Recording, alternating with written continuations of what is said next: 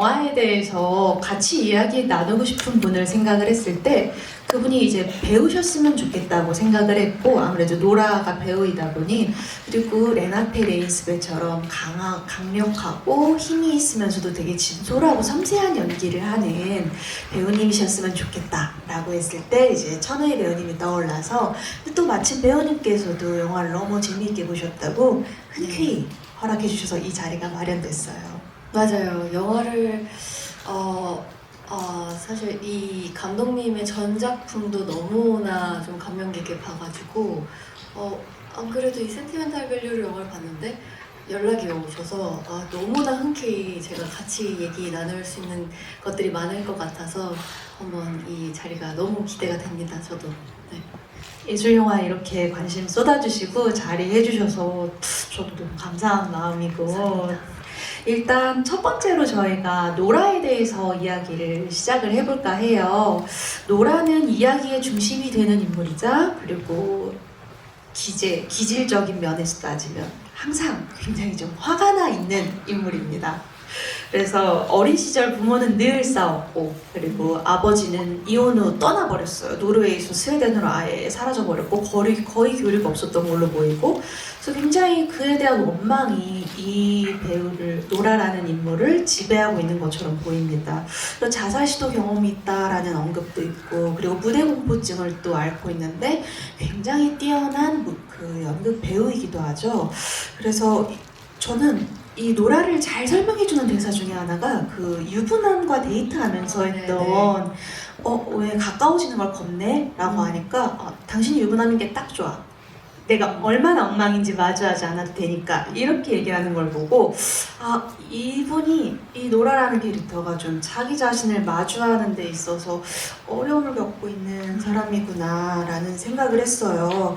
그래서 이 레나테 레인스베가 이 복합적인 인물을 땅에 발을 딛고 있으면서도 또 극적으로 잘 표현을 한 것 같은데, 배우님은 이 인물 어떻게 보셨나요?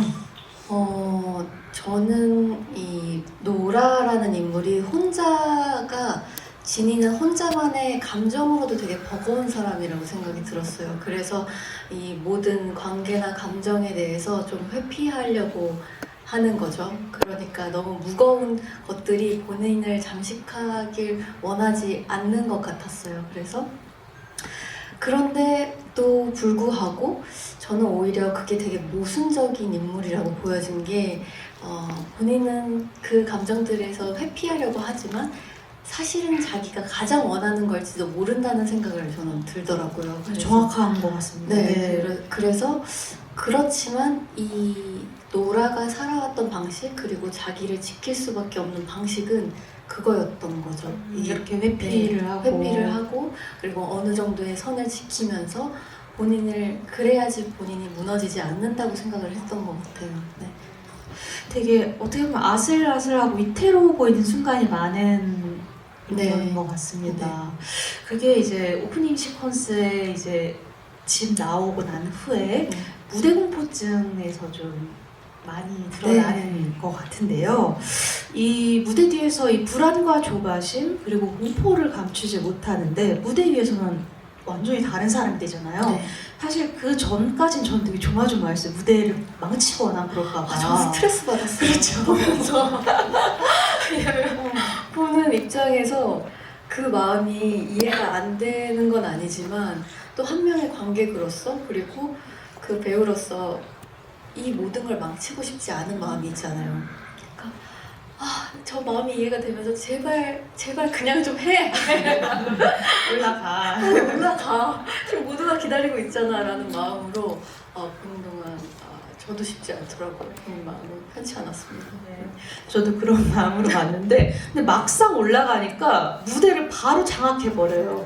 들어라! 이러면서, 그게 아마 체호프의 갈매기 연극일 텐데 굉장히 박력이 있단 말이죠. 그래서 여기에 관해서 나중에 자매인 아그네스랑 이런 대화를 해요. 이제 무대에 올라가는 건 직감을 거스르는 일이야. 관객을 마주하는 순간 온 몸이 비명을 지르지 숨을 데가 없으니까. 난 무대가 너무 좋아. 내가 가장 좋아하는 건 이제 다른 사람이 돼서 그 감정을 느끼는 거야. 내 감정도 그러면 더 안전하게 느낄 수 있는 것 같아. 이런 대사를 해요. 그래서 아그네스가 거기에 이렇게 묻잖아요. 자기 자신이 되기는 싫어? 라고 했더니 대답을 안 해요. 되게 난처한 듯이 씩 웃는단 말이에요. 그래서 뭔가 배우님은 이 대사가 어떻게 들리셨을지도 궁금하고. 그 대사 가슴에 박혔습니다. 오늘은 제가 원래는 좀 말을 편하게 하는 편인데 오랜만에 말을 하다 보니까 말이 잘 안 나올까봐 제가 하고 싶은 말들을 좀 적었어요. 그래서 이 작품에 대해서 조금 제가 글로 먼저 생각을 좀 정리해봤는데 그거는 그냥 컨닝을 하는 거예요. 좀 이해를 해주세요. 지금 너무 또 잘 말씀하고 계시죠, 여러분? 네. 네, 그 노라가 봤을 때 아까 말씀드린 대로 본인을 마주하기 싫은 인물이라고 생각이 들었거든요. 그래서 그 인물 뒤에 숨어서 약간 우회하는 표현을 그 방식을 좀 써왔던 것 같아요. 그래서 그런데 그 아그네스의 자신이 되기는 싫어라는 그 대사가 엄청나게 공감이 됐던 게 저 역시도 연기의 가장 큰 매력이 이제 다른 사람의 인생을 살고 다른 사람으로 분해서 표현할 수 있다는 게 가장 매력적이라고 생각이 들거든요. 그런데 어느 순간부터는 그 현실보다 그 작품 안에서의 몰입이 더 매력적이고 안전하다고 느껴질 때가 있어요. 정말 배우로서도 그렇게 느껴질 때가 있겠군요. 네, 많죠. 네. 그러니까 뭐랄까 그 현실의 상태나 감정은 좀 옆으로 밀어두고 그 작품 안에서의 뭐랄까요 순간에만 집중을 하면 뭔가가 왜 우리가 그런 거 있잖아요. 뭔가 도파민이라든지 어떤 몰입의 순간은 현실을 잊기 때문에 좋다고 생각이 드는 것 같거든요. 그래서 저도 그 감정을 느끼는 순간을 항상 좋아했었던데 그 우회해서 표현하는 그 일종의 행위가 저한테 좀 해소감을 줬던 것 같아요. 그런데 그렇다고 해서 그 우회한 감정들이 저는 또 가짜는 아니거든요. 이제 연기는 가짜지라고 할 수도 있지만 제가 연기하는 그 순간에는 저의 모든 진짜 감정이고 진짜라고 생각이 들어요. 그냥 다른 사람의 얼굴을 빌었을 뿐이지 모든 걸 사용하는 건 저니까요. 그래서 그런 방식들이 노라의 말을 들었을 때 굉장히 공감이 갔었어요. 이게 뭐냐면 남한테 숨어 있는 것 같지만 사실은 자기를 가장 찾고 싶고 가장 알고 싶기 때문에 뭐랄까요, 좀 빙 둘러서 찾고 있는 느낌이랄까요. 말씀을 들어보니까 노라는 배우여서 여태까지 살아남을 수 있었다라는 생각이 저는 또 드네요. 네, 그럴 수 있을 것 같아요. 네, 자기 안에 들끓는 원망이나 그런 정념 같은 것들을 다른 인물이 되어서 이제 쏟아내고 그걸 경유해서 결국 이 영화의 결말에는 자기 자신을 바라보잖아요. 네, 네, 네. 그래서 너무 그 감정에 대해서 잘 알고 계셔서 사실 제가 배우님을 이전에 인터뷰를 몇 번 했었는데 그때 고등학생 때 연극으로 네. 연기를 처음 접하시고 그 무대 올라가기 전에 그 떨림, 설레임, 이 불안함 근데 무대에 불이 비추는 순간 그 모든 게 잊혀지는 것 같은 다른 차원으로 가는 것 같은 그 느낌 네. 그거에 사로잡혀서 배우가 되셨다고 얘기해 주셨던 적이 있어요. 네, 맞습니다. 그것도 저는 생각이 났고 그리고 네. 또 배우님이 연기하실 때 어떤 상황에 몰입할 때 정말 진실로 그 상황을 믿으신다 네. 라고 이야기를 해주셨던 기억이 나네요. 네, 맞습니다. 저한테는 뭐랄까요, 연기를 연기답게 하는 방법을 잘 모르겠어요. 그냥 저도 뭐 주변에서 뭐 책이라든지 아니면 다른 배우의 연기들을 보고 배우는 방식도 있긴 하지만 그냥 저는 저한테 주어진 상황과 그 글과 인물을 실제로 다 믿는 게 가장 저한테는 큰 힘이 되더라고요. 네, 정말 이게 저는 배우님께서 가진 힘이 아닌가 굉장히 번쩍이는 그런 우리들을 사로잡는 그런 순간들을 만드시는 게 아닌가 그런 투명한 몰입력이 그렇게 생각이 됩니다. 그래서 노라 얘기를 조금 더 해보자면 사실 노라가 첫 진짜 오프닝에 타이틀 뜨기 전에 집 되어서 노라가 음. 어렸을 때 에세이를 쓰잖아요. 네. 근데 배우라는 인물, 그 직업은, 일은 내가 아닌 남이 되어보는 것. 그리고 그것이 설령 사물이나 공간일지라도 그때부터 노라에게는 상당히 배우로서 재능이 있지 않았나? 네. 집이 되어본다. 그래서 그 집이 실제로 영화 속에서 나레이션을 막 하잖아요. 네, 그 네, 네. 지긋한 여성의 목소리로. 그러니까 다른 인물 그리고 다른 사물로 상상할 수 있다는 건 배우한테는 가장 본질적으로 좋은 재능 중에 하나라고 생각이 들고요. 왜냐면 우리는 남이 되려고 해보지만 절대로 남이 될 수 없지만 그 다른 시각을 갖는다는 거는 일단은 누군가에게도 커다란 이해감과 그리고 확장감을 더 가져온다고 생각이 들거든요. 그런데 이 작품 안에서 노라가 어린 시절부터 그 집을, 그 대상을 존재하게끔 그리고 살아있는 존재로서 표현할 수 있다는 거는 어렸을 때부터 그런 배우의 기질을 갖고 있다는 설정이지 않았을까라는 생각도 들었어요, 저는. 맞아요. 그래서 집이라는 공간이 마치 캐릭터처럼 등장해서 네. 자기 목소리를 가지고 이야기를 하잖아요. 네. 그리고 고조 할아버지 때부터 살았던 집이라고 하고, 실제로 이 집이 노르웨이 오슬로에 있는 집이고 네. 감독의 전작에도 등장했던 집이에요. 네네. 그래서 정말 실제로 있는 집이기 때문에, 오래된 집이기 때문에 가진 또 공간의 힘도 있었던 것 같고, 그렇다면 이 센티멘탈 밸류가 말하듯이 유년기의 어떤 시절이 한 배우 그리고 한 인간의 내면을 형성하는 데 좀 큰 역할을 한다고 한다면, 우리 배우님은 이차원 출신으로 제가 알고 있습니다. 20살 때까지 나고 자라셨는데 네. 거기가 시내보다는 좀 외곽 쪽이셔서 네, 네. 산 타고 가재 잡고 이러면서 자라셨대요. 네. 그래서 그 시절에 이천이라는 공간, 또 집이라는 공간이 배우님의 어떤 터전이 되어주고 있는지도 또 궁금해지네요. 저도 여기 이 영화 속 집처럼 이천 그리고 저희 집이 그런 존재였던 것 같아요. 왜냐면 제 성장을 제가 20살까지 20살까지 계속 살았으니까 제 성장도 지켜보고 제가 느꼈던 감정들도 다 모든 걸 봐왔던 거죠.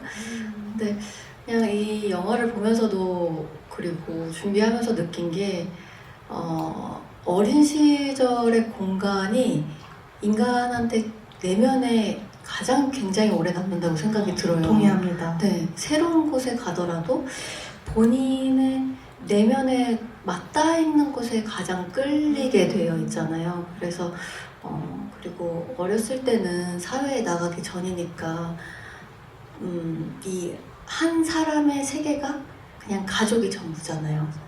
그래서 저는 그때 제가 누렸던 그리고 보냈던 시간과 공간이 그리고 가족과 보냈던 시간들이 다 지금 저를 있게 한 코어가 된 것 같아요. 그래서 어렸을 때 그냥 정말 가재 잡고 산다고 이렇게 놀았던 게 아주 감사하게 생각하고, 그때 보고 자랐던 것들이 오히려 순수하게 무언가를 좀 감각적으로 받아들일 수 있거나 아주 본질적인 걸 볼 수 있는 좀 능력을 주어진 게 아닌가라는 생각이 들어요. 네네. 좋습니다. 이천에서 또 우리 노라랑은 달리 굉장히 또 화목하게 이제 지내신 걸로 저도 알고 있는데, 네, 그래도 많이 싸우죠. 그때 인터뷰에서 저한테 그렇게 얘기해 주시긴 했어요. 오히려 너무나 사랑받고 안정된 울타리였기 때문에 네네. 그 울타리를 뛰어넘어 가보고 싶기도 했다. 그 마음이 커서 배우된 거예요. 저는. 네. 뭔가 그 어렸을 때에 너무 착한 딸로 어떤 정체성이 착한 딸 말고는 없다고 느껴지니까 내가 그 울타리를 넘어가면 나라는 사람은 어떤 사람이지, 또 어떤 정말 성격과 어떤 자아를 갖고 있는지가 너무 궁금하더라고요. 그래서 어쩌면 배우가 아니었을 수도 있을 거예요. 제가 처음 만난 어떤 예술적인 행위가 연기였기 때문일 수도 있고요. 그런데 그 현장에서 주어지는 저의 그냥 천우희라고 그냥 아무것도 프레임 없이 보여지는 그 저의 그대로의 모습이 그때 나는 나 스스로 무언가가 할 수 있겠구나라는 생각이 들어서 배우가 됐던 것 같아요. 그때 고등학생 때 연극부에 들라고 하셨던 친구분이 있으셨다고 들었는데 그 친구에게 너무나 큰 감사를 보냅니다. 갑자기 우리가 이렇게 좋은 배우분을 주려고 한 건 아니었고요. 같이 네.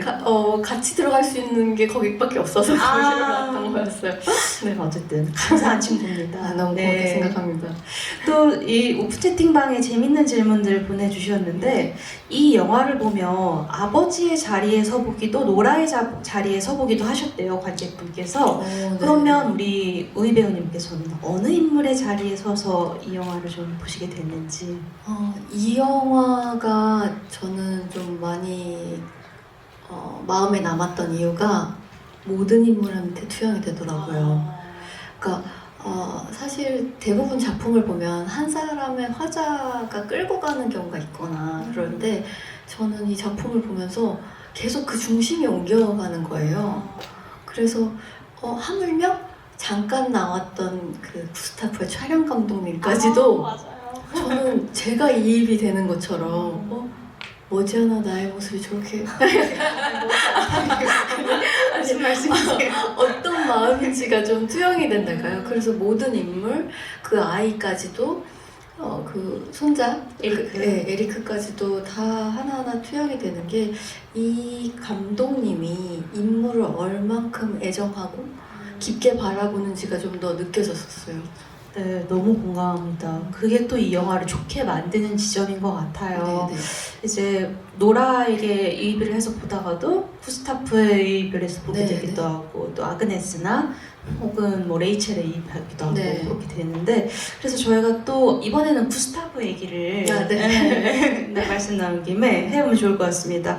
구스타프는 사실 좋은 아버지는 결코 아닌 것 같아요. 일단 어머니의 추도식에 뒤늦은 불청객처럼 이 사람이 등장을 하는데 그 심지어 어쨌든 장례를 지키는 것 같지도 않죠. 그리고 한동안 정말 교류가 없었던 것 같고 그리고 이 온 게 진짜 어머니가 자기 전아내를 추모하는 목적이 아니라 목적이 있어요. 이 딸 노라를 내 영화에 출연시키려는 목적이 있죠. 그리고 그 따로 만나서 제안하는 자리에서도 좀 저는 태도가 왜 저렇게 제안하지? 약간 나 지금 프랑스에서 회고전 하고 있고 나 너무 건재하고 지금 너는 연극하면 안 되고 내 이 영화가 너를 커리어로 더 좋은 커리어로 끌어주고 너무 자신만만하게 얘기를 하는데 저는 그때 듣는 노라의 표정이 점점 그냥 듣다가도 이건 절대 하면 안 되겠다 약간 이런 느낌을 받고 있지 않나 라는 생각이 들었거든요. 배우님께서는 이런 식으로 불쑥 제안 받으시면 어떨 것 같으세요? 갑자기 그 사적인 친분이 있는 누군가가 너를 위해 썼다. 이건 너를 위한 각본이고 너가 아니면 여기 못해. 이렇게 딱 주는 순간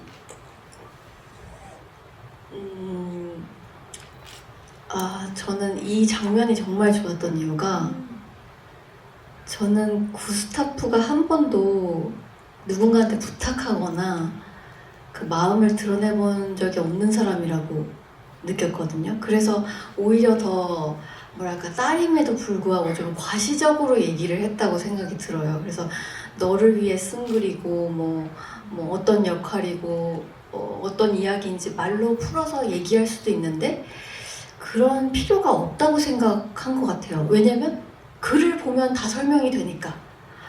그런데 이제 그걸 직접 말 못하니까 대부분의 이제 작품 이야기로만 밀어붙였다고 좀 생각이 드는데 그런데 노라는 그 내용보다도 이제 아버지와의 관계가 더 있다 보니까 이제 배우와 연출자의 모드가 아니라 지난 축적된 감정으로 반응했다고 들어요. 그런데 그렇죠. 딸로서 반응했죠. 그런데 거기서의 두 분의 연기가 너무 뛰어났다고 생각이 드는 게 이제 그 정말 미워하는 아버지가 자기한테 제안을 하는 순간 아주 찰나인데 순간의 동요가 딱 비쳤다고 저는 생각이 들었거든요. 초반에 네. 확실히 나한테 한 번도 이렇게 부탁하는 입장이 아니었던 사람이 네, 게다가 아버지의 작품에 본인이 출연했으면 좋겠다라고 하는데 그 약간의 순간의 동요가 그런데 이제 뒤늦게 분노를 확 뒤덮이는 그 표현이 너무 뛰어나다고 생각이 들었고 그리고 아버지 또한 되게 멋쩍게 막 농담하잖아요. 아, 우리 커플로 보나 보다. 진짜 말도 안 되는 얘기를 하고 그런데도 이제 그런 약간 투박한 표현들에서 딸한테 보이면서도 또 어떤 면에서는 아주 숨기고 있는 그 표현이 미묘하게 두 분 다 굉장히 정적인데 아주 짧은 순간 그 미묘한 복잡하고 복합적인 감정이 너무 잘 드러나는 거예요. 그래서 그 장면을 보면서 저는 감탄하면서 봤습니다. 네, 정말 그 합이 정말 팽팽한 네. 보이지 않는 그러니까 뭐 언성은 절대 높아지지 않지만 네. 보이지 않는 감정의 흐름이 분노로 확 번진다라는 표현이 저는 정말 딱 적절하다고 느껴지네요. 저는 사실 이 구스타브 캐릭터를 끝까지 좋아하기가 조금 어려웠어요. 좀 얄밉죠. 네, 얄미워요. 일단 아버지로서도 예술가로서도 끝까지 사실 노라의 연극을 보러 와주지도 않고 그리고 자기가 원하는 대로 결국 딸과 손자를 영화에 출연을 시키면서 자기의 오랜 트라우마를 해결하는데 물론 그 과정에서 노라의 트라우마도 함께 이제 극복이 되고 화해가 되는 것이지만 모집센 창작자 아이고 저 영감님 이런 느낌으로 저는 아유 그런 느낌이었는데 어떠세요? 이 캐릭터 호감이 가시나요? 호감이랑 이해랑은 좀 다른 지점인 것 같은데 저는 구스타프를 충분히 이해할 수 있을 것 같아요. 왜냐면 제 아버지로서는 너무 부족한 인물이긴 네. 하나 그런데 이제 감독으로서는 자기의 작품을 뭐랄까 자기의 창작력을 끝까지 포기하지 않으려고 하는 사람이기도 하고 그리고 자기의 작품 세계를 누군가가 완벽하게 구현해줄 존재를 찾고 있는 갈망하는 예술가잖아요. 근데 뭐 글쎄요 그 아버지로서 뭐 아니면 연출가로서 노라의 작품을 보러 가지 않은 건 좀 정말 저도 좀 동의하기 어렵지만 또한 또 깊이 좀 생각해 보면 그것 또한 또 그 구스타프의 자존심이자 두려움이었다고 생각이 들어요. 그 뭐냐면 왜 어른들이 왜 어른들과 조금 부딪히는 부분에서 미안하다고 왜 인정을 안 해? 라는 부분이 있을 때가 있잖아요. 근데 그렇죠. 그것 또한 이 아버지도 그런 모습을 좀 보이지 않을까라는 생각이 들었고 그리고 뭐랄까 같은 예술을 하지만 다른 방식이기 때문에 갈등이 일어나고 그리고 또 가족이라서 더 가까워서 너무나 많은 감정들이 얽혀있기 때문에 이런 불협화음이 나는 거지만 또 그렇지만 그렇기 때문에 이 작품을 쓸 수 있다고 생각이 들거든요. 그러니까 노라만이 할 수 있는 작품을 쓸 수 있는 건 또 아버지뿐인 것 같다는 생각이 드는 거예요. 그래서 아버지가 본인의 이제 살아온 일생을 좀 돌이켜 보면서 자신의 이제 마지막 예술원을 마스터피스를 남기고 싶은 마음도 있지만 저는 또 한편으로는 이게 작품만이 아니라 자기가 살아온 그 삶과 상처와 그 시간을 뭐랄까 좀 고백하는 작품을 만들고 싶다는 생각이 좀 들었거든요. 그래서 그 갈망은 충분히 이해가 돼요. 좀 개팍할 수는 있어도요. 네, 어떤 말씀인지 또 알겠습니다. 예술가로서 네, 너무 네. 하고 싶었던 영화였을 것이고 그리고 또 제작자가 오래 같이 한 제작자가 그런 얘기도 하잖아요. 자네는 늘 이런 얘기를 해왔어. 네, 이렇게 직접적으로 마주한 건 처음이지만 결국은 이런 얘기가 하고 싶었던 게 아닌지 본인이 항상 원제라고도 생각을 하지 않았을까라는 생각도 들어요. 맞습니다. 오픈 채팅방 보니까 네. 그 우희 배우님의 아버님도 이제 네. 예술을 하신다고 네, 도예를 도예를 하신다고 네, 네. 하면서 뭔가 그거에 비춰봤을 때 네. 이제 또 예술인 부녀시잖아요. 부녀는 다르지만 네, 그래서 감사합니다. 뭔가 또 해주실 수 있는 말이 있을지에 대해서 여쭤보셨네요. 좀 그리고 아버님과 닮았다고 느끼신 순간도 있으신지에 대해서도 여쭈시고요. 많죠. 정말 피는 못 속인다고 분명히 이제 뭐랄까요. 저는 어느 분들이나 다 똑같이 느낄 것 같아요. 이게 뭔가 예술성이라기보다 본인이 갖고 있는 기질은 결국은 다 대대로 내려오는 거구나라는 생각이 드는데 그게 나쁜 것도 좋은 것도 모든 것들이 본인한테 다 내재되어 있잖아요. 근데 어느 순간은 나의 그 내재되어 있는 부모가 갖고 있는 모습을 나는 담고 싶지 않아라고 생각하는 맞아요. 부분도 있겠지만은 또 한편으로는 그 담고 싶지 않은 부분이 저에게 굉장한 입체감을 만들어주고 그리고 어떤 뭐랄까 조금은 다른 영감을 주기도 하는 것 같아요. 그래서 아빠와의 사이는 물론 좋지만 또 부녀지간이다 보니까 굉장히 티격태격하죠.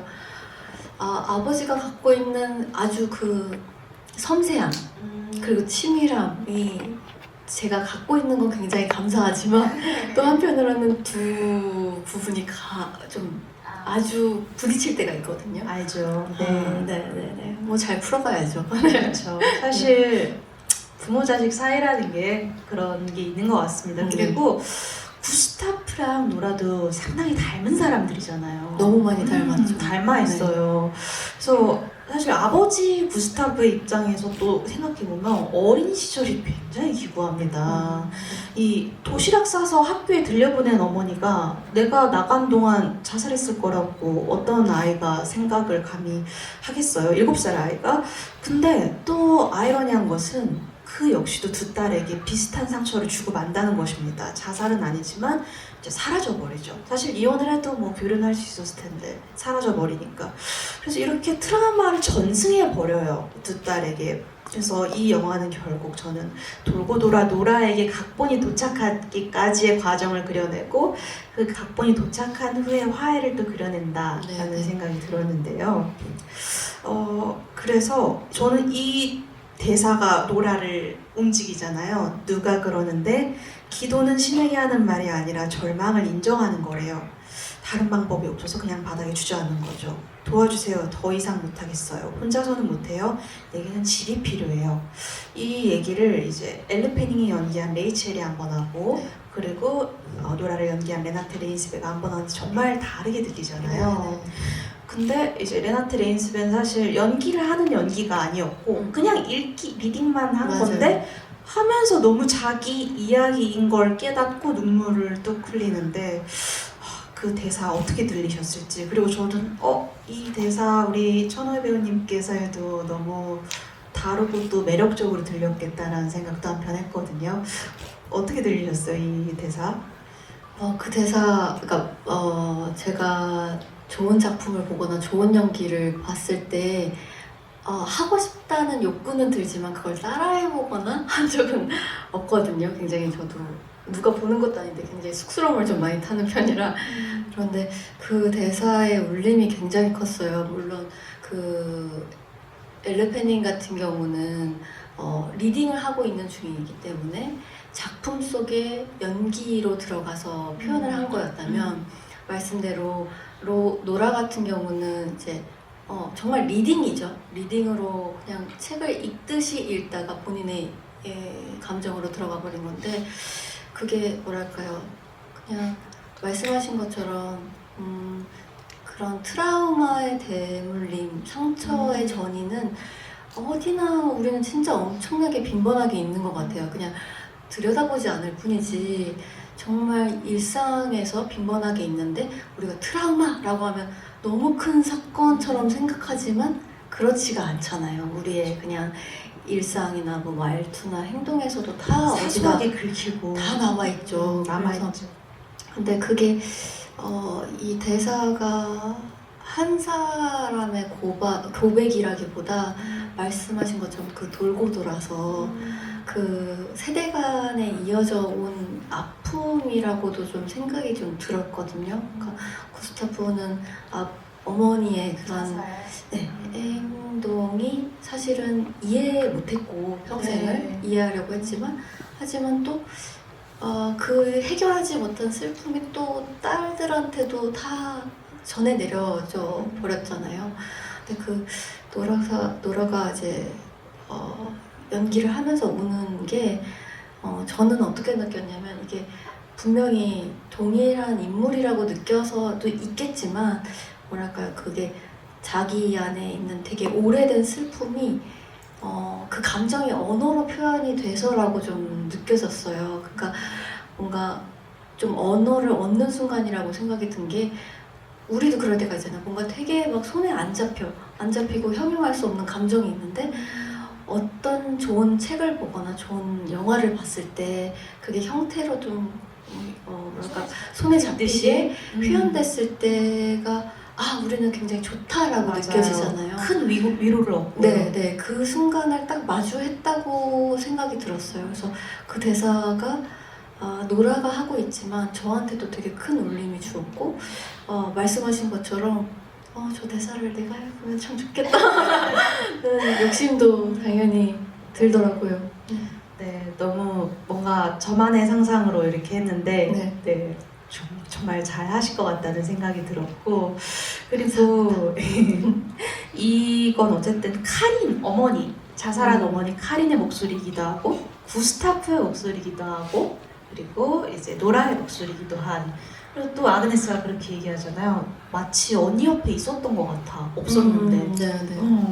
그래서 그런 게 또 예술의 힘이 아닌가 싶어요. 이렇게 공명, 뭐 알 수 없는 어떤 신비한 공명을 이루어내는 것, 그리고 우리는 저 이야기와 어쨌든 보는 관객의 입장에서도 같은 어떤 울림을 느꼈고, 그래서 또 그런 것 같습니다. 그래서 또 질문을 주셨는데, 어떻게 노라랑 아버지는 화해를 한 것일까요? 이렇게 질문을 주셨어요. 그 현장에 있다는 것만으로도 벌써 그쵸. 화해를 한 건 아닐까요? 네.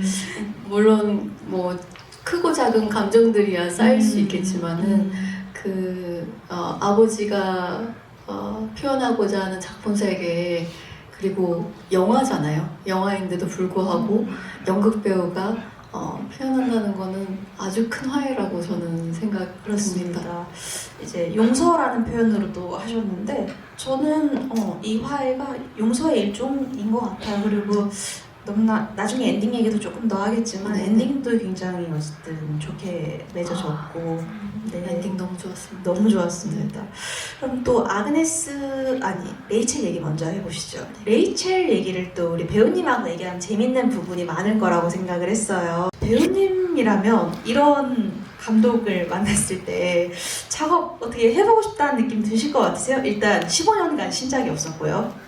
회고전을 하는 관록 있는 감독님이긴 합니다만 갑자기 드는 생각인데 우리는 정말 멀리 볼 때 멋있는 것 같아요. 사람을 가까이 대하면 다 모든 게 평범하고, 그리고 안정면까지 보지만 어느 정도의 거리감이 있으면 특별해 보이잖아요. 그런데 저는 이 구스타프가 만약에 저한테 예술적인 영감을 줄 수 있는 사람이라면, 그리고 그 자기 작품이 뭔가 굉장한 의미와 신념이 확고하다면 저는 같이 작업하고 싶을 것 같아요.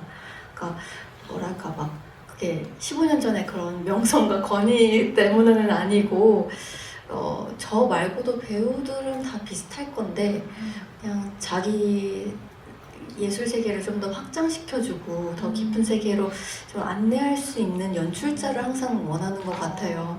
왜냐면 본인이 하고자 하는 폭보다도 무언가 다른 걸 더 많이 발견하고 싶은 게 배우다 보니까, 그거를 좀 견인해줄 수 있는 연출가라면 저는 언제나 그건 같이 작업하고 싶은 그 열망은 있는 것 같아요.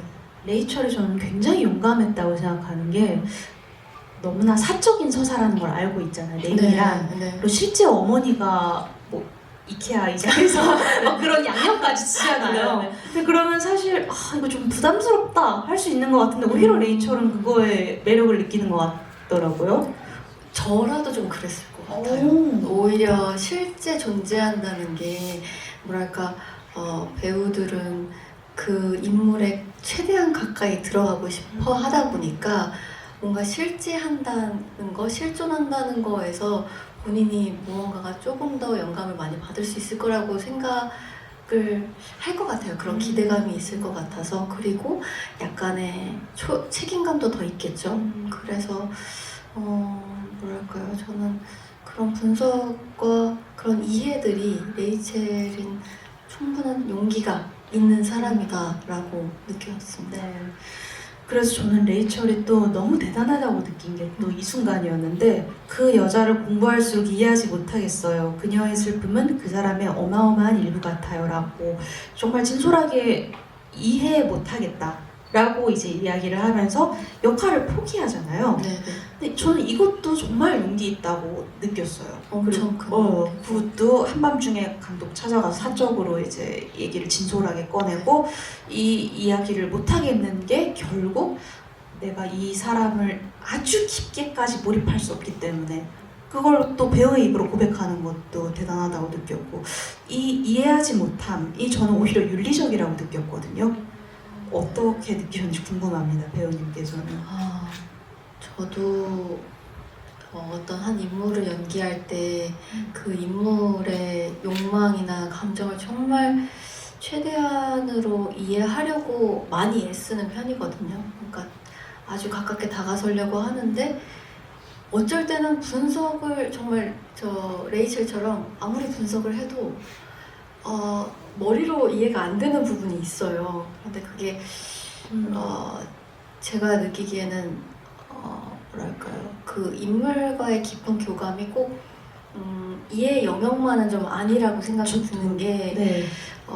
논리로 약간 분석하는 것보다 좀 뭐랄까요, 이 직관적으로 닿는 경우가 좀 있거든요. 그래서 머리보다는 좀 마음으로 받아들이는 순간들이 있는데, 그게 본인이 안 될 때는 뭐 당연히 연출가의 도움을 받기도 하는데, 네.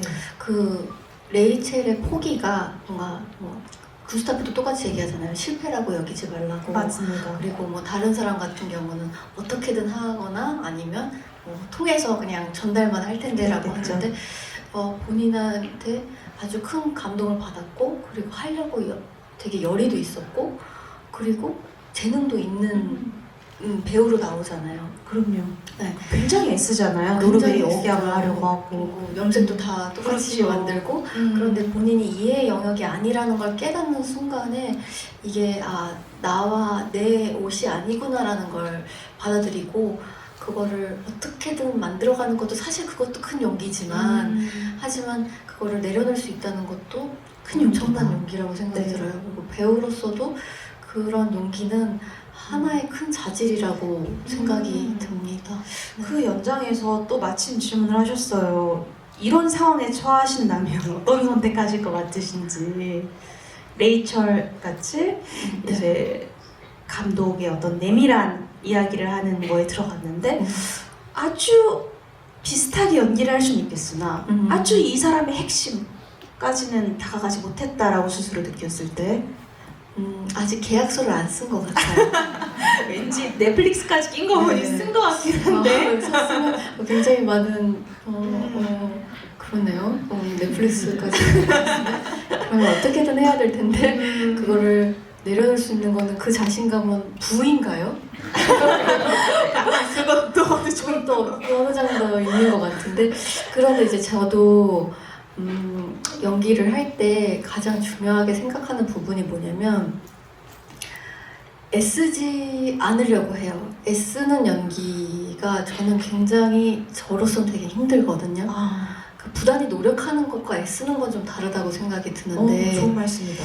아이 감사합니다. 그런데 그 제 성향도 저는 제가 저에 대한 부끄러움이 좀 많은 사람이거든요. 그러니까 부끄러운 그 쉐임이라는 게 좀 부끄러워 이게 아니라 본인의, 저는 양심이 되게 중요하게 생각하는 사람이고 나 스스로 좀 떳떳해야 되는 게 큰 사람인데, 이런 순간이 왔다면 너무나 사실은 아주 욕심나고 인생에서 내가 표현할 수 있는 단 한 번의 기회라고 생각이 들어도 저도 제게 아니라면 저도 놓을 수밖에 없을 것 같아요. 네. 우리 배우님도 정말 강건한 분이고 또 진솔하기 때문에 연기를 너무나 진짜로 생각하기 때문에 이런 답을 주신 것 같다는 생각이 듭니다.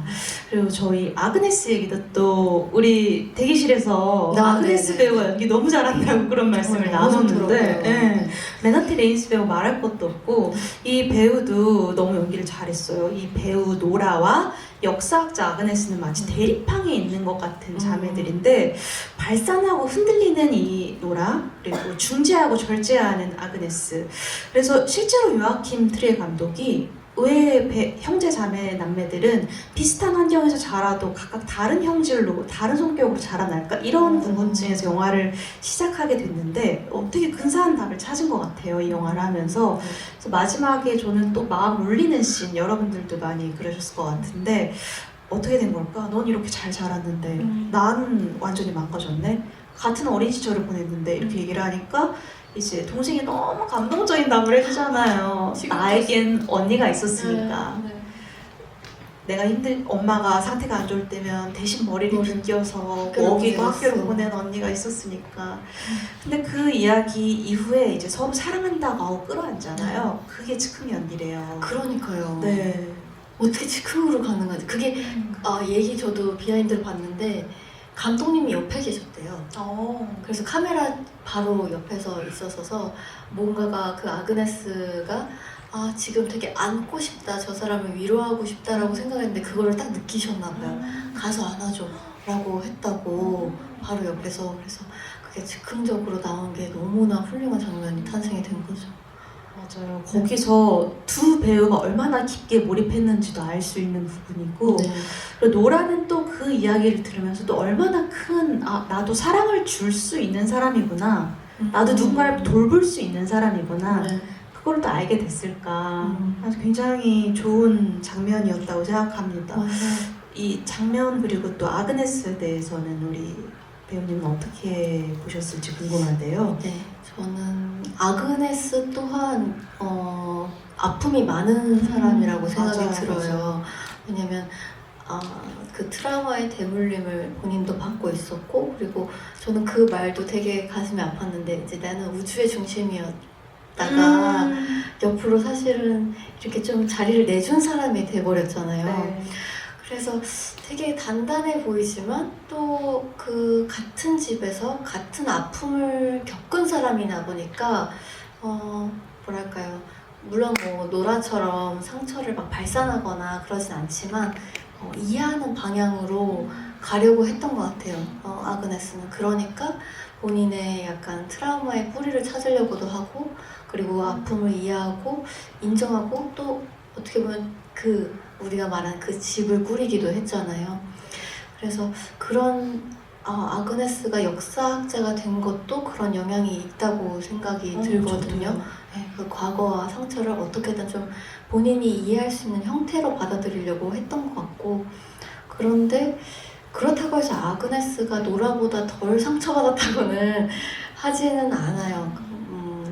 맞습니다. 네, 그렇지만 노라가 아그네스의 대사처럼 너무 큰 버팀목이 되어주었기 때문에 조금은 더 노라보다는 이해하고 단단할 수 있지 않았나. 그리고 그 두 사람이 서로가 있었기 때문에 지금이 존재할 수 있고 지금의 자신이 될 수 있었던 게 아닌가라는 생각이 들었어요. 맞습니다. 사실 부녀의 이야기이기도 하지만 자매의 이야기이기도 하고, 맞아요. 또 그 나이에 몇 살 많은 언니가 그렇게 챙겨주는 게 또 크잖아요. 그렇죠.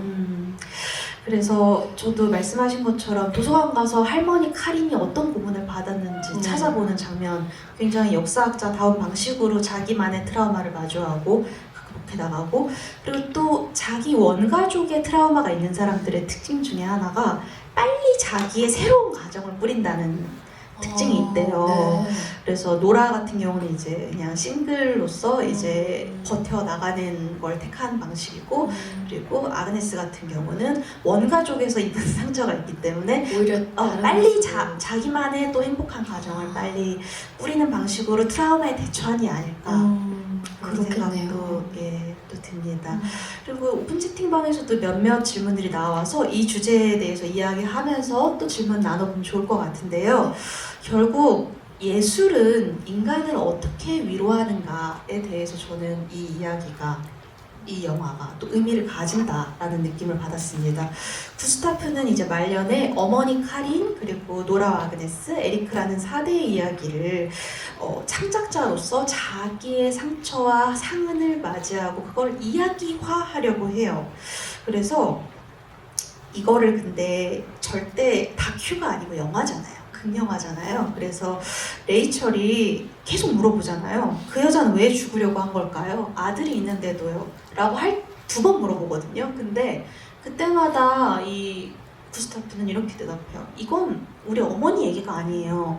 답은 당신이 찾아야 된다. 자신만의 답을 찾아야 된다. 그래서 이거는 사건의 재현이 아니라 우리가 이야기를 상처를 바탕으로 다시 쓰는 예술이라는 것인데 그래서 이거에 대해서 일단 배우님께서 생각하시는 바를 좀 크게 들어보고 그 다음에 이 엔딩이 이야기하고자 하는 바에 대해서 이야기하면서 예술과 우리의 삶의 그 관계에 대해서 이야기하면 좋을 것 같습니다. 엔딩이 물론 모든 엔딩이 가장 중요하다고 생각이 드는데 진짜 훌륭했다고 생각이 들어요. 왜냐면 이게 거기 안에서 구스타프가 항상 여기서 촬영을 할 거야, 실제 집에서 촬영을 할 거야 라고 했음에도 마지막은 실제 집이 아니라 재현한 세트에서 맞아요. 촬영을 했단 말이에요. 그때 그 설정이 되게 중요하게 느껴진 게 똑같이 닮은 공간인데 실제가 아닌 장소에서 과거의 감정과 사건을 다룬다는 게 제가 느끼기에는 그 집이 대를 이어가는 균열을 부시고 과거의 모습과 이제 감정들을 다 허물고 새로 지음으로써 이게 단순하게 재현이 아니고 이제 본인들이 그 대대로 갖고 있던 상처를 다른 방식으로 받아들이고자 한다고 생각이 들었거든요.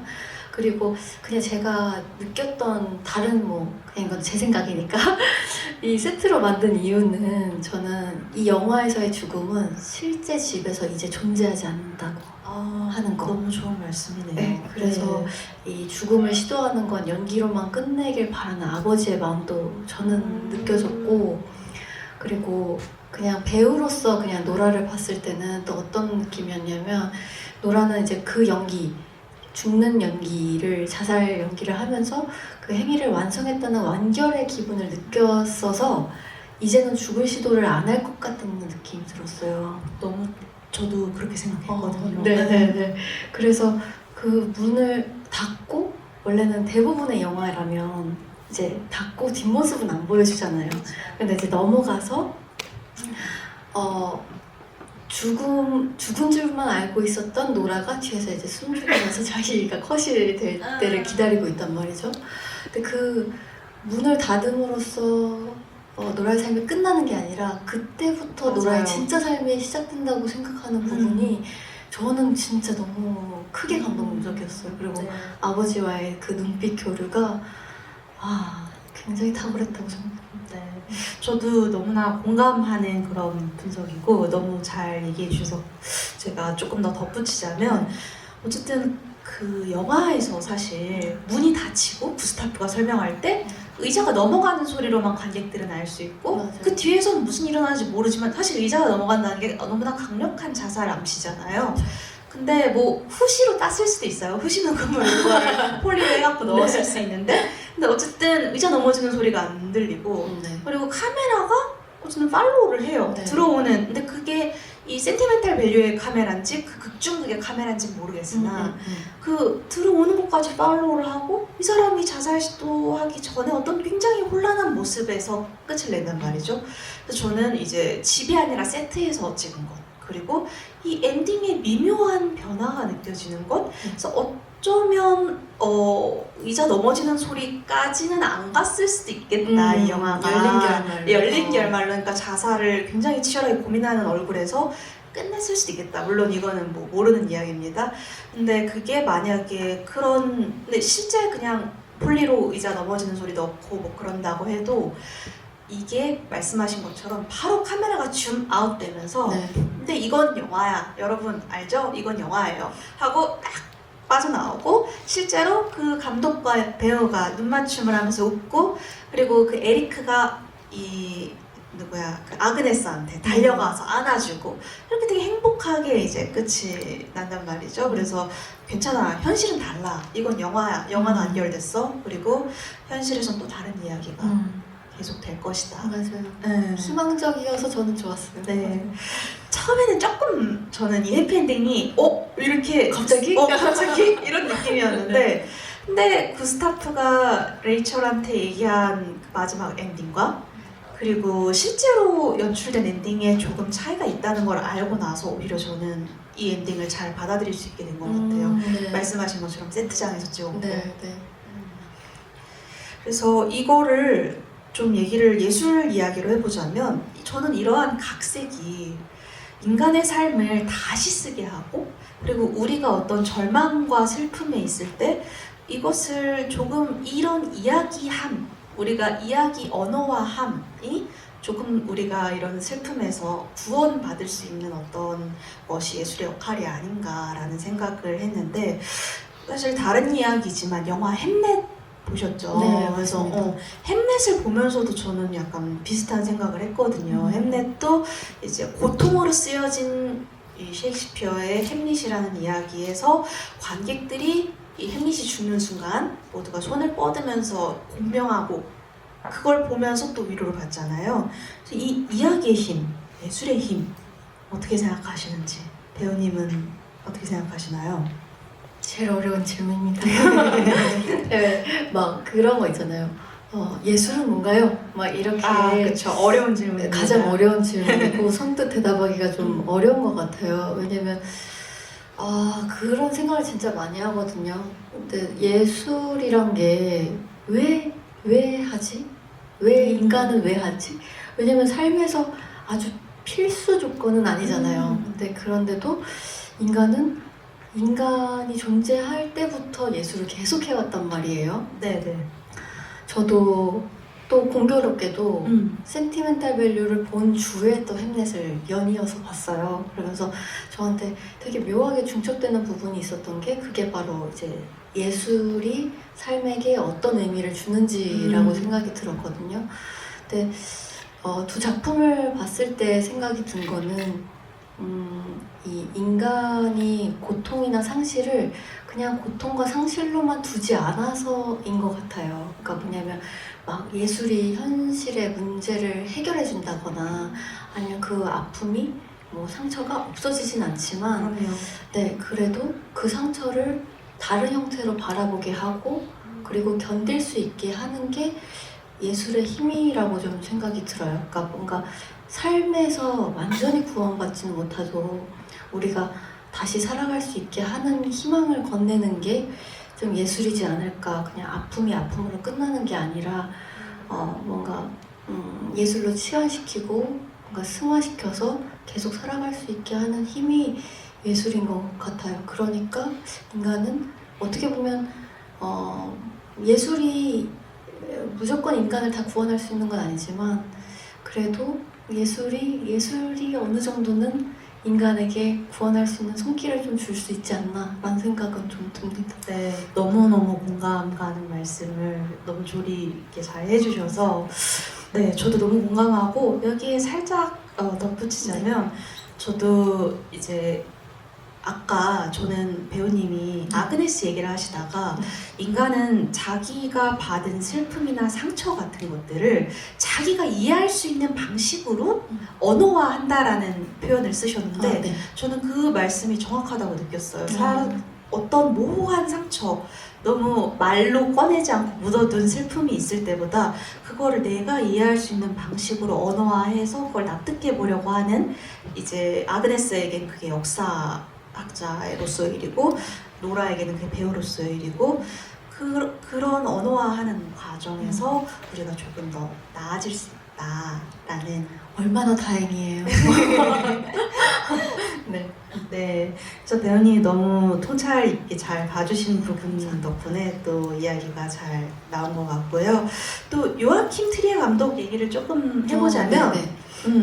이 요아킴 트리에 감독 배우에 대한 이해가 굉장히 깊은 감독이더라고요. 그래서 그렇게 얘기를 해요.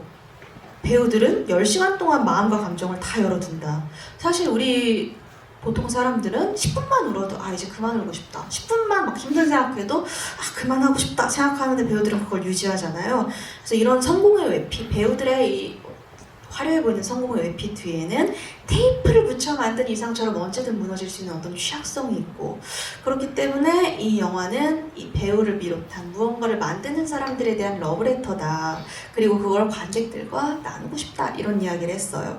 그래서 저는 이 이야기가 배우분들에게는 되게 터칭이 있을 것 같다라는 생각을 했고, 그래서 이런 애정을 가지고 있는 연출자를 만나시면 또 배우님께서도 더 이런 취약하거나 내밀한 것들을 더 잘 끌어내실 수 있는지 그것도 좀 궁금하고요.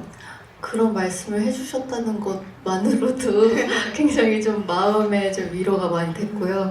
그 테이프를 더 붙여서 했다는 그 말씀을 들으니까 그 장면이 저도 되게 인상 깊었는데 처음 막 그 노라가 의상을 막 뜯어가지고 다 해제해버리고 있는데 스태프들이 옴짝달싹 못하게 붙잡아놓은 채로 막 붙이잖아요. 그러고 나서 모든 공연을 끝내고 커튼콜을 할 때 자세히 보시면 인사할 때 뭐랄까 안 보였던 그 테이프 자국들이 인사를 할 때 빛을 받을 때마다 살짝 계속 드러났다 숨겨졌다 해요. 그런데 그게 약간 노라의 아픔처럼 보이기도 했었고, 그래서 이 아주 내밀하고 섬세한 감독님이구나라는 생각이 들었는데, 그 감독님 말씀이 진짜 중요하다고 생각이 드는 게, 배우는 결국은 자기 안에 있는 감정들 그리고 생각들을 끄집어내서 쓰는 사람이잖아요. 그런데 그 감독이 배우의 어떤 취약점을 얼만큼 이해하는지 그리고 그거를 어떻게 다뤄야 되는지를 안다는 거는 현장에서 정말 큰 차이가 있다고 생각이 들어요. 네. 그러니까 그게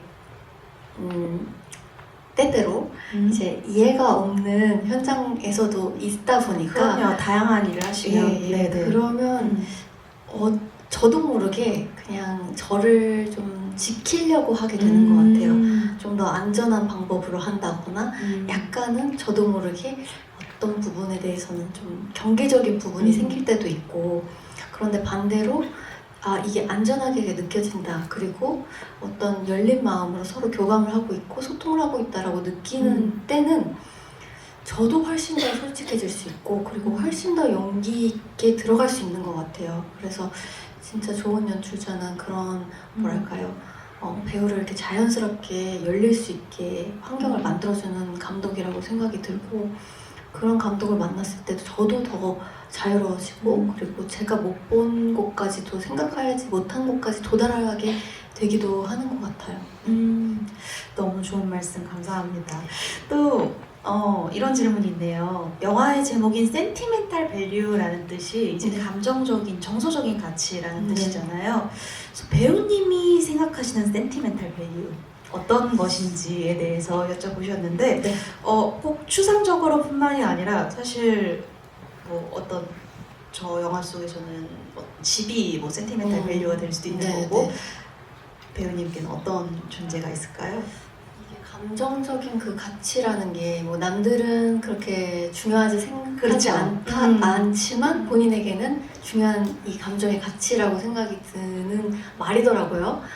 그런데 저는 이 감정적 가치, 센티멘탈 밸류를 이 작품만 봤을 때는, 생각했을 때는 이게 작품에서 막 상처를 해결하기보다 우리가 그 상처를 다른 방식으로 바라보게 하는 것 같아요. 그래서 뭐 거기서 잠깐 나오잖아요. 뭐 빨간 꽃병이 그냥 빨리 다 정리해버려 라고 했는데 이 엄마가 그쵸. 엄마가 좋아하던 물, 저 꽃병이야. 그때 그래? 그럼 내가 가져가야지 하는 것처럼 어떤 시각으로 어떤 가치를 부여해 주냐에 따라서 되게 달라진다고 생각이 들어요. 그래서 오늘 질문에는 안 나왔지만 저는 그 말이 너무 멋지다고 생각이 들었던 게 그림자가 가장 아름답다였나요? 맞습니다. 그 대사도 참 멋있죠. 그 대사가 너무 좋았던 게 똑같은 것 같아요. 그 아픔을 우리가 그냥 아픔으로 상실감으로만 바라보는 게 아니라 그런 다른 시각으로 봐서 그리고 우리가 항상 뭐랄까요, 그 빛이 있기 때문에 그리고 그 그림자가 있기 때문에 나의 입체감과 특별함을 만들어준다고 다른 시각으로 볼 수 있는 눈이라면은 그게 충분한 감정적 가치이지 않을까, 어떤 것이든 이런 생각이 좀 듭니다. 네, 너무 좋은 답변 감사드리고요. 그리고 어떤 채팅방에 사실 답변을 필요로 하는 얘기를 받진 않은데 네. 치유와 상실은 한 쌍이고 이렇게 언어화해서 이제 치유하는 그 소중함에 대해서 어떤 분이 언급을 해주셔서 제가 그 부분 이야기하고 오늘 자리 마무리해야 될 것 같습니다. 너무 네네네. 좋은 질문이 더 많은데, 그리고 배우님 천사 같고 너무 아름다우시다고 지금 이 채팅방에 너무 칭찬이 많이 쏟아졌는데 저희가 다 읽어드리지 못했어요. 그래서 너무 아쉽지만 오늘 마무리를 해야 될 것 같고요. 그래서 배우님 마무리 인사 한번 들어보고, 그리고 괜찮으시다면 오늘 이제 사진을 네. 한번 객석에서 같이 좋습니다. 찍어보면 좋을 것 같습니다. 어차피 작아서 여러분이 가까이 얼굴은 잘 안 나오시긴 할 거니까요. 그래서 어쨌든 오늘의 관람을 통해 스스로의 슬픔이나 취약한 점을 좀 보듬으면서 극장을 나가시길 바라고 배우님의 마지막 인사로 마무리하겠습니다. 네, 오랜만에 제가 또 이런 뭐랄까요, 마음에 쏙 드는 작품을 같이 공유하고 얘기 나눌 수 있어서 너무너무 즐거웠고요. 더 많은 얘기들을 풀고 싶지만 각자의 이제 마음에 품고 각자의 감정적 가치를 누려보시길 바라겠습니다. 오늘 너무 같이 시간 내주셔서 감사합니다. 감사합니다. 감사합니다.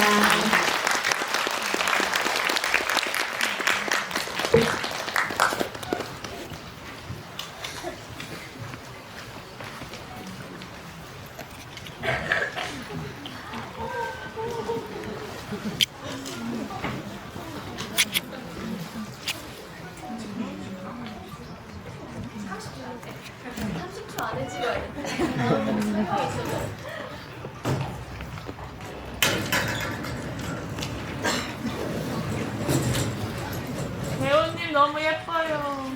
너무 아름다우시죠?